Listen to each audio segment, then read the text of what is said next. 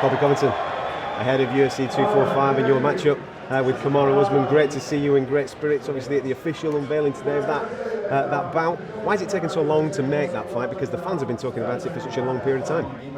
Because Marty Fake Newsman had to clear the EPO out of his system. You know, he's been sitting on the sidelines for a year trying to get that EPO out, and he doesn't want to fight. He wouldn't fight me. He wouldn't fight that journeyman Jorge. He wouldn't fight Leon Scott. So, you know, he just doesn't want to fight, period. So now I guess he's got the EPO out of his system and he's ready to go, and he's going to get murked December 14th in Las Vegas. None of those claims are actually factual at this moment in time. Where's your source that he's obviously on the EPO? You know, allegedly, obviously, I've just heard from guys in his team. I know guys that train at Black Zillions that said they've literally watched him shoot up in the bathroom. So, you know, look at his frame. Look when he fought Emo Meek, he gassed out in 3 rounds, and now he can go 5 rounds hard, you know. But it's not going to make a difference. He could take the EPO, take the growth hormone, do all that all you guys do at Black Zillions. It's not going to make a difference when America's champ comes to town. How are you viewing the bout itself? Are you viewing it as a title defense, a title unification? What's your thoughts on that? Everybody knows it's my second title defense. Everybody, you know, I won my title against Ralphie Dos Nachos, a guy that he came and beat after I beat him because he loves to take my sloppy seconds. I defended against the most dangerous guy in the division, Robbie Lawler, last fight, and I set a world record of strikes on his face. You should have seen it. It looked like hamburger meat after the fight. So now you're going to see my second defense against Marty Fake Newsman, a guy I don't like. I liked Robbie Lawler. Wait till you see what I do to a guy I don't like, Marty Fake Newsman. When you look at him, when you look at the way he fights, Kamaru Usman, talk to me about his skill set. What does he bring to the game? He doesn't bring anything to the game. He's boring, man. I hope he doesn't open his mouth the rest of the fight camp because he's losing pay-per-views every time he talks. No one cares about him. He has no charisma, and his fighting style is, you know, go forward and take guys down, but he can't take me down. He's coming in against a D1 level stud. He's a D2 scrub, and December 14th on pay-per-view, I'm going to expose him in front of the world. And then what? What happens after UFC 245?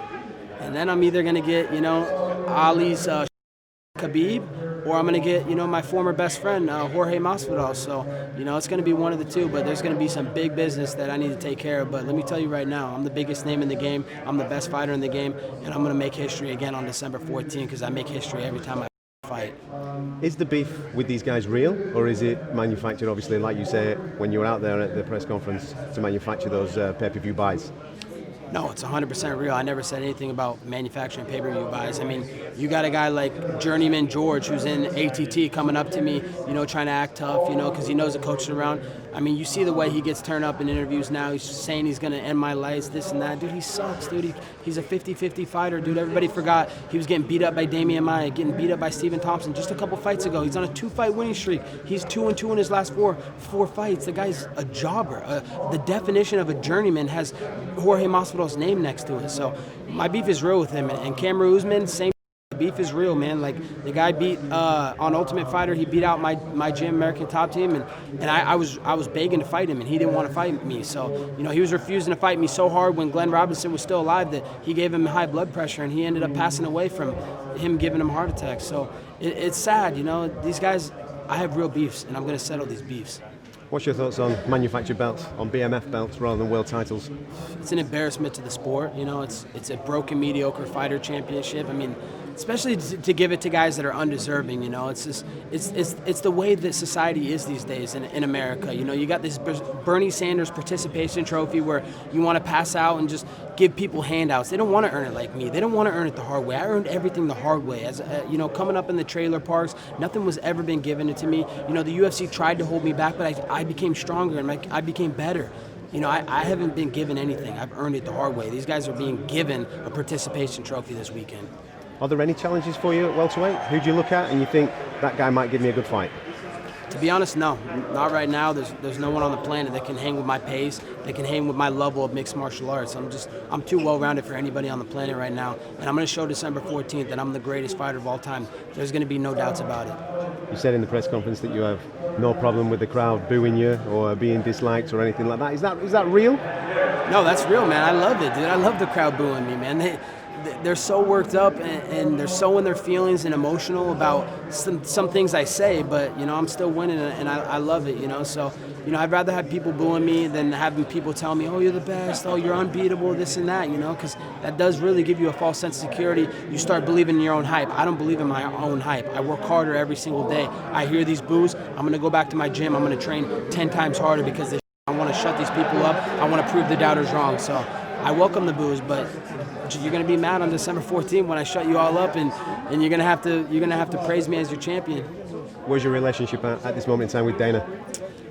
You know, I don't know. It's not the best. You know, we've had better times, but you know, I'm just not okay with him running these narratives that I'm scared to fight. That it's my fault that I'm not fighting here in Madison Square Garden. He's just making up these false narratives and he's lying to the people, man. He's the messenger for the suits behind the UFC, and he's saying lies. Those are honestly lies, and I'm sick of it. So you know, I'm willing to call him out, and you know, I'm not scared of the repercussions or what's to come with it, because I'm an honest person. I'm a man of my word, and everything I say is the truth. So, you know, hopefully we can mend our relationship.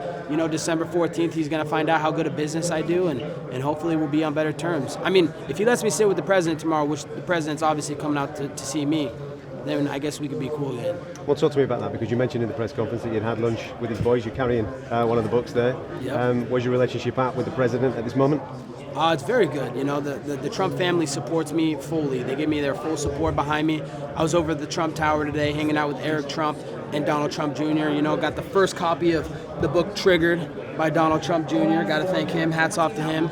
We're triggering all these people out here, all these crybaby libs. So, you know, my relationship's very good with the first family and the president. And, you know, honestly, the president, they told me today the president only came out to this because he thought me and Marty Fake Newsman were fighting and I was defending this belt. So he penciled in his schedule when they first had talks of this, and we thought this fight was going to manifest and happen here, but he already had it in his schedule, so he already committed to coming, so he's going to come anyways, you know, even though I'm not fighting. But, you know, it's a good, they invited me to sit next to him, so hopefully I'll be sitting next to him tomorrow night. What is the situation there? Because Dana wasn't committed, was he, when he was asked whether you will be allowed to sit next to the president? Yeah, obviously Dana's still in his feelings, you know. I forgot that, you know, the UFC, it stands for the Ultimate Feelings Championships, you know.